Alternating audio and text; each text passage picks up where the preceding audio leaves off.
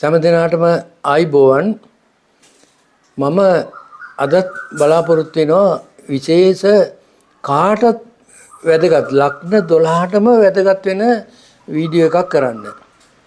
මේ ලග්න 12ටම වැදගත් වෙන වීඩියෝ එකක් කියලා කියන්නේ අපි කාටත් සල්ලි හොයන්නනේ වොමනා කරලා තියෙන්නේ, ධනෙ හොයන්නනේ වොමනා කරලා තියෙන්නේ. දැන් සමහරු විශාල ධනයක් අත් කරගන්න කියලා හොරකම් කරනවා. ඔය හොරකම් කරන මිනිස්සුත් එක ග්‍රහයෝ ඉන්නවා. මම ඒක වෙන දවසක කියලා දෙන්නම්. ඒ ග්‍රහයා ඉන්න විදිහට මොන වගේ හොරකම්ද එතන කරන්න කියලා. දැන් රවි ග්‍රහයා ඉන්නකොට හොරකම් කරන තැන එයා හොරකම් කරන විදිය වෙනයි. ඒ හැමෝගෙම නෑ. එක එකනාගේ ඒ ග්‍රහ පිහිටියෙන් තිබෙනවා. එක ග්‍රහයෝන්ගෙන් තමයි ඕක හැදෙන්නේ. සමහරු මහා පරිමාණ හොරා සංකාලා වංචා කරන බුද්ධිමතුන් ඉන්නවා. බුද්ධිය කොච්චර තිබ්බත් බුද්ධිමතෙක් වුණත් අමාත්‍යාංශයක ලේකම් කෙනෙක් වුණත් ඒ හොරකම් කරන ග්‍රහය ඉන්නකොට ඒගොල්ලෝ ඒ පරිමාණ වලින් කරනවා හොරකම්. ඒක පෙන්නලා තියෙනවා. සමහරු දැන් ඔය මාළවල්ලු කඩාගෙන දුවන්නේ. ඒ කියන්නේ ඒ සමහර විදිහේ ඒ ග්‍රහය එතන ඉන්නකොට ධනෙ හොයන්න ගැහණුන්ගේ දේවල් පළඳනා හොරකම් කරන සිස්ටම් එකක් තියෙනවා. තව කවුරුත් නැති වෙලාවක හොරෙන් රිංගලා කාටවත් නොපෙනී අරගෙන යන හොරකම් තියෙනවා. මේ හොරකනුත් විවිධයි. ওই ග්‍රහ පිහිටීමක් උඩ හුඟක් හොරකම් තියෙනවා. කරොත් කිසි දවසක ඒව අල්ලන්න බැරි හොරකම් තියෙනවා. දැන් මහා පරිමාණ හොරකම් තියෙනවා ලංකාවේ. කිසි දවසක කාටවත් අල්ලන්න බෑ. පොලිසියකට ආරක්ෂා කරන බුද්ධ්‍යංශ මොනකටවත් අල්ලන්න බැරි හොරකම් තියෙනවා. ඒවා ඒ කරන මම ඒ ග්‍රහ යෝග වෙන දවසක කියලා දෙන්නම්. දැන් මේ හොරකම් කරන්නේ ධනෙ හොයන්න කියන එකනේ මම කිව්වේ. ඔය මොකුත් කරන්නේ නැතුව කොච්චර කෝටිපතියෝ ඉන්නවද? ධනෙ හොයන සාධාරණ මාර්ගවලින් විශාල ධනවත්තු ඉන්නවනේ. දැන් අපි දන්න අපේ යාළුවෝ ඉන්නවා. ඒගොල්ලන්ට කිසිම දැනීමක් තිබුණේ නැහැ. කිසිම දේපලක් තිබුණේ නැහැ. නමුත් අද විශාල වශයෙන් මගේ යාළුවෝ ඉන්නවා විශාල කෝටිපතියෝ. ඒකයි කියන්නේ මේ ග්‍රහ පිහිටීමක් උඩ තමයි මේ ධනෙ සොයන්නේ එකක් වෙන්නේ මේක. මම අද කියලා දෙන්නම් ලග්න 12ටම මේ ලග්න 12 ඔබේ ග්‍රහයක් ඉන්නවා. මේ ග්‍රහයා ඉන්නවද කියලා බලන්න පුළුවන්.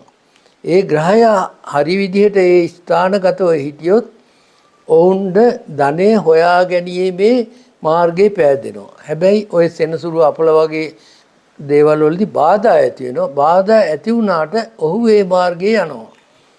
එකක් වර්ධිනකොට තව එකක් හොයාගෙන කරනවා. කරලා ඒ ස්ථාන වලට යනවා. ඉතින් විශේෂයෙන්ම ඔබේ කේන්දරේ අරගන්න දැන් අරගෙන බලන්න මේස ලග්න කරුවන්ගේ 11 වෙනි කොටුවේ සිකුරු ග්‍රහයා ඉන්නවද කියලා. මේස ලග්න කරුවෙකුගේ දැන් ඔබේ ලග්නේ මේස නම් 11 වෙනි. දැන් මම ඒකත් පොඩ්ඩක් කියලා දෙන්නම්කෝ මේ වැඩේට ඉස්සර ඒක කියන්න ඕනේ ඔක්කොටම ඉස්සර. ඔය 11 වෙනි 12 වෙනි සමහරු දන්නෙත් නැහැ 10 කොහෙද 8 කොහෙද කියන්නේ. මම මේ ওই කේන්දරේ බලනකොට සමහරුගේ ගෙවල් වල කේන්දර තියෙන්නේ. මගෙන් ඔන්ලයින් බලනකොට මම කියනවා කේන්දරේ ගැන අතට ගන්නකෝ ඔබේ 8 වෙනි කවුද ඉන්නේ කියලා අහනකොට එයා දන්නේ 8 කොහෙද තියෙන්නේ කියලා. හුඟක් අය දන්නේ නැහැ. හැමෝම දන්න අය වැඩි. සමහර පිරිස් ඉන්නවනේ දන්නේ නැති. අපි ඒගොල්ලන්ට එක මේක පොදුවේ කරමුකෝ. දැන් කේන්දරයක් අරගෙන තමන්ගේ මෙහෙම මූණට කේන්දරේ අල්ලගත්තාම ඔයගොල්ලන්ගේ මේ වම් අත පැත්තට ලග්නෙට 1 කියලා දාන්න. ලග්නෙට උඩින් කොටුව 1 කියලා. මේස ලග්නේ නම් මේස ලග්නෙට උඩින් තියෙන කොටුව 1. ඊට පස්සේ 2. වම් අත පැත්තට 2 3 4 5 අන්න ඒ විදිහට ගණන් කරගන්න. ඔන්න ඔය විදිහට යනකොට ගණන් කරගෙන යන්න. 11 වෙනි කොටුවේ බලන්න මේස ලග්න කරුවෙකුගේ සිකුරු ඉන්නවද කියලා. ඕක මහා ධන යෝගයක්. මේස ලග්න කරුවෙකුගේ 11 වෙනි සිකුරු ඉන්නවද කියලා බලන්න. දෙවතාවයි කියන්නේ මතක තියාගන්න. උසම ලග්න කරුවෙකුගේ 11 වෙනි කොටුවේ ධනු ඉන්නවද කියලා බලන්න. නිතරම 11 වෙනි කොටුව මෙහෙම කේන්දරය අල්ලපුවම අපි මේ කන ලෙවල් එකෙන් එන්නේ. මේ පැත්තට තුන් හුලස් කොටුව. ඕකේ ඉන්නවද කියලා බලන්න බුධ ග්‍රහයා උසම ලග්න කරුවෙකුගේ. මිථුන ලග්න කරුවෙකුගේ ඔතන ඉන්නවද කියලා බලන්න 11 වෙන්නේ චන්ද්‍රයා ඉන්නවද කියලා බලන්න. මිථුන ලග්නේ නම් චන්ද්‍රයා 11 ඉන්නවද කියලා බලන්න. කටක ලග්නයක නම් සූර්යයා එහෙම නැත්නම් රවි ඉන්නවද කියලා බලන්න 11 වෙනි කොටුවේ. මේ දැන් මම 11 වෙනි කොටුවේ මේ ග්‍රහයෝ ටික ඉන්නවද කියලා බලන්න කියලා කියන්නේ. මතකනේ 11 වෙනි කොටුවේ. එතකොට කටක ලග්න කරුවෙකු නම් රවි 11 වෙනි කොටුවේ ඉන්නවද කියලා බලන්න. ඒ වගේම සිංහ ලග්න කරුවෙකුගේ නම් බුධ 11 වෙනියේ ඉන්නවද කියලා බලන්න. සිංහ ලග්න කරුවෙකුගේ බුධ 11 වෙනියේ ඉන්නවද කියලා බලන්න. කන්‍යා ලග්න කරුවෙකු නම් මතක තබා ගන්න අර සිකුරු අර මේස ලග්න කරුවගේ සිකුරු 11 ඉන්නවනේ. කන්‍යා ලග්න කරුවගේ සිකුරු 11 ඉන්නවද කියලා බලන්න. තුලා ලග්න කරුවගේ කුජ එහෙම නැත්නම් අඟහරු ග්‍රහයා 11 ඉන්නවද කියලා බලන්න. දැන් මම මේ ධනස්ථානයක් වෙන ආදායම් උපේන ස්ථානයක් වෙන 11 ඉන්න ග්‍රහයෙක් ගැනයි කියන්නේ. තුලා ලග්න කරුවෙකුගේ කුජ 11 ඉන්නවද කියලා බලන්න. උච්චික ලග්න කරුවෙකුගේ ගුරු 11 ඉන්නවද කියලා හොඳ විමර්ශනාත්මකව බලන්න. ධනු ලග්න කරුවෙකුගේ සෙනසුරු 11 ඉන්නවද කියලා බලන්න. සෙනසුරු උච්ච වෙලා හැම ඉන්නවා නම් 11 අංශක 20ක උච්ච වුණොත් තමයි සෙනසුරු උච්චයි කියලා කියන්නේ. ආගිය තැන සැප ලැබෙනවලු. මිනිස්සු හිතනවලු මේ පුද්ගලයන්ට කොහෙන්ද සල්ලි උපයන්නේ කියලා. මේ පුද්ගලයාට සල්ලි කොහෙන්ද එන මාර්ගවත් දන්නේ නැතුළු අභිරහසක්ලු. ඒ විදිහට ඒ ග්‍රහයෝ ඉන්න විදිහක් ඔය කිව්වේ. අංශක 20ක සෙනසුරා උතන උච්ච වෙලා උතන නෙවෙයි ඒ සෙනසුරා උතන උච්ච වෙන්නේ නැහැ. තුලා කියන තරුපන් තියෙන අංශක 20ක ඉන්නේ උච්ච වෙලා. එතකොට අපි හිතමු දැන් අර මං ඉස්සෙල්ලා කිව්වනේ ග්‍රහයෝ ඉන්නවද කියලා බලන්න කියලා. ඒ අයගේ සෙනසුරත් අංශක 20ක කොහේ හරි උච්ච වෙලා හිටියොත් තුලා කියන තරුපන්තියේ හිටියොත් එයාලට මහා ධනයක් ලා. ඒ කියන්නේ අපි මේ කේන්ද්‍ර පරීක්ෂා කිරීම කරන්නේ මේවා බලන්න. සිංහ ලග්න කරුවෙකුගේ බුධ, කන්‍යා ලග්න කරුවෙකුගේ 11 සිකුරු, තුලා ලග්න කරුවෙකුගේ කුජ කියලා කිව්වේ. උච්චක ලග්න කරුවෙකු නම් ගුරු ඉන්නවද කියලා බලන්න 11. උච්චක ලග්න කරුවෙකුගේ ගුරු ඉන්නවද කියලා බලන්න 11. ධනු ලග්න කරුවෙකුගේ සෙනසුරා 11 ඉන්නවද කියලා බලන්න. ධනු ධනු ළඟට මකරනේ. මකර ලග්න කරුවගේ සෙනසුරා 11 ඉන්න ඕන. එහෙම ඉන්නවා නම් බොහොම හොඳයි. කුම්භ ලග්න කරුවෙකුගේ ගුරු. කුම්භ ලග්න කරුගේ කවුද? ගුරු ග්‍රහයා 11 වෙනියේ ඉන්න ඕන. ඒ වගේම මීන ලග්න කරුවෙකුගේ 11 ඉන්න ඕනන්නේ අඟහරු. කුජ ග්‍රහයා. මේ සමහර ග්‍රහයෝ එකම ග්‍රහයා ඉන්නවා එතෙන්ට යනවා. ඒකේ ලග්නේ මාරු වෙනකොට ඒ ග්‍රහය යනවා. මෙන්න මේක විශාල ධන යෝගයක්. ඕක බැරි වෙලාවත් දවල් කාලේ ඔය ඔතන ඔය ග්‍රහයෝ ඔය විදිහට පිහිටලා බලන්න ඔබේ දරුවා හෝ ඔබේ සහෝදරයා හෝ ඔබ හෝ දවල් කාලේ ඉපදිලා එහෙම ඉන්නවා නම් වහාම බලන්න කේන්ද්‍ර පරීක්ෂා කිරීමක් කරලා ඔය 11ට 10ට 12 මාර්ට 1ට දවල් 1ට ඔහොම ඉපදිලා ඉන්නවනම් බලන්න ඕන. ඔය ග්‍රහයෝ දැන් මතකයිනේ මම කිව්වා. අනිත් දේවලුත් බලන්න ඕන.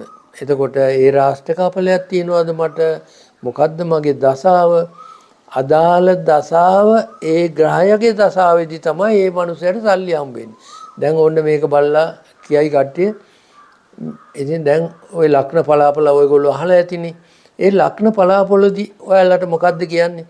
අද මේ සතියේ ලග්න 5කට කෝටිපති වරන් කියලා තමයි ඔය YouTube එකේ තියෙන්නේ. එහෙම කෝටිපති වරන් එන්නේ මේ විදිහේ ග්‍රහයෝ මේ ස්ථානවල ඉන්නවද කියලා බලන්න. එහෙම නැතුව ටිකට් ගන්න එපා. නිකම් බොරුවට ඔයගොල්ලන්ගේ සල්ලි වියදම් වෙනවට මං කැමති නැහැ. මගෙන් කේන්දරයක් බලන්නේ මගේ YouTube එක අහන්නේ මොනවා හරි සිතක් සාන්තියක් කරගන්න විලානේ data cancel කරගෙන මේවා බලන්නේ. ඒකයි කියන්නේ ඒකෙන් ප්‍රයෝජනයක් ගන්න විදිහක් තමයි මම ඔය අද පැහැදිලි කරලා දුන්නේ. ඔය තැන්වල මේ ඔය ග්‍රහය ඉන්නවද කියලා. දැන් තවත් එකක් මම පැහැදිලි කරලා දෙනවා. ඕකට අමතරව ඒකත් ලග්න 12ට ඒ ග්‍රහය ඒ තැන්වල ඉන්නවද කියලා මම පැහැදිලි කරලා දෙනවා. ඔබේ දෙවෙනි කොටුව ලග්නේ ළඟ තියෙන කොටුව. මොකද්ද කොටුව? දෙවෙනි කොටුව. ලග්නේ ළඟ තියෙන කොටුව. වම් අත පැත්තෙන් දෙවෙනි කොටුව තියෙන්නේ. ඔන්න දැන් බලමු අපි ඊළඟට එතන ඉන්න ඕනන්නේ මොන ග්‍රහයෝද ලග්න 12ටම මම දැන් විස්තර කරන්න යන්නේ ඊළඟට. දැන් අපි බලමු මගේ දෙවෙනි ප්ලෑන් එක. ධනය හම්බ කරගන්න පුළුවන් ක්‍රමය ගැන කියන දෙවෙනි ප්ලෑන් එක. ඔබට යමක් තේරුමක් ඇතුව අපි දඟලන්න එපාය. මැණික් ඉල්ලමක් බහින්න එහෙම නැත්නම් මොකක් හරි ව්‍යාපාරයක් පටන් ගන්න ධන වාසනාවක් තියෙනවද කියලා බලන්න එපාය. ඒකනේ මේවා දැනගන්න ඕනේ කියන්නේ. අපි සසිරු YouTube එක සබස්ක්‍රයිබ් කරලා අපිට සවන් දෙන්න කියලා කියන්නේ. විශේෂයෙන් මම සතුටු වෙනවා විදේශගත විශාල පිරිසක් අපිත් එක්ක ඉන්නවා. ඉතින් මම කියන්නේ දැන් මේක දෙවෙනි ප්ලෑන් එක. මොකද්ද ඔබේ කේන්දරය අරගෙන බලන්න දැන් මෙන්න මේක හරිම ලේසි. ඔබේ ලග්නේ මේස නම් බලන්න සෙනසුරා ඉන්නවද කියලා ඔබේ දෙවෙනි කොටුවේ. සෙනසුරා දෙවෙනි කොටුවේ ඉන්නවද කියලා බලන්න. උසම ලග්න කරුවෙක් නම් ගුරු ග්‍රහය එහෙම නැත්නම් බ්‍රහස්පති ගුරු කියලා ලියලා තියෙන්නේ. ගුරු ඉන්නවද බලන්න දෙවෙනි කොටුවේ. මිථුන ලග්න කරුවෙක් නම් බලන්න කුජ ඉන්නවද කියලා දෙවෙනි කොටුවේ. මිථුන ලග්නෙට කුජ දෙවෙනි කොටුවේ ඉන්නවද. කටක ලග්න කරුවෙක් නම් සිකුරු ඉන්නවද කියලා බලන්න දෙවෙනි කොටුවේ. සිකුරු. සිංහ ලග්න කරුවෙක් නම් බුධ ග්‍රහය ඉන්නවද කියලා බලන්න දෙවෙනි කොටුවේ. ඒ වගේම කන්‍යා ලග්න කරුවෙක් නම් චන්ද්‍රයා ඉන්නවද කියලා බලන්න දෙවෙනි කොටුවේ. තුලා ලග්න කරුවෙක් නම් රවි සූර්යා දෙවෙනි කොටුවේ ඉන්නවද කියලා බලන්න. වෘශ්චික ලග්න කරුවෙක් නම් බුධ ඉන්නවද කියලා බලන්න දෙවෙනි කොටුවේ. ධනු ලග්න කරුවෙකුගේ සිකුරු ඉන්නවද කියලා බලන්න දෙවෙනි කොටුවේ.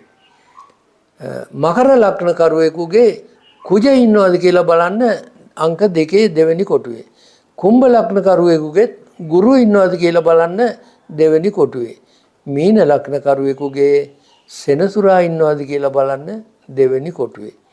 දැන් ඔය විදිහට ඔය ග්‍රහ පිහිටීම තිබුණොත් ඔයගොල්ලන්ගේ හතුරු ග්‍රහයෝ අඩු නම් දැන් ඔතන ඔය මං කීව තැන්වල නැතුව තව ඉන්නවනේ ග්‍රහයෝ ඉතුරු ග්‍රහයෝ ටික හතුරු ස්ථානවල නැතුව එහෙම ඉන්නවා නම් 9 වෙන්නේ 10 වෙන්නේ ඉන්නවා නම් අන්න ඒ විදිහ අපි ඕක තමයි දැන් ඊළඟ ග්‍රහයෝ ටික ඉන්නේ කොහොමද කියලා අපි බලනවා නම් එන්න එහෙම අයට තමා ඔන්න ඔහොම අයට තමා ඔය සුයි පොළ දිනුන් ලැබෙන්නේ මැණික් පතරක් බහිනකොට ගල් හම්බ වෙන්නේ වෙළඳාමක් සාර්ථක වෙන්නේ තව ප්ලෑන් හිතට එන්නේ ඒක දියුණු වෙන්නේ දුක් විඳලා හම්බ කරන්න පුළුවන් වෙන්නේ ප්ලෑන් එකක් වෙනස් කර හම්බ කරන්න පුළුවන් වෙන්නේ මෙන්න මේකේ ඔය ඔතන මම දැන් කිව්වනේ ඕගොල්ලන්ට ඔතන ඒ ග්‍රහයෝ ඉන්නවද කියලා ඔය ග්‍රහයෝ ඔතන ඉන්නවා නම් විශේෂයෙන් ඔබ දියුණු වෙන්නේ ඔය ග්‍රහයන්ගේ මහ දසාවක් තුලදී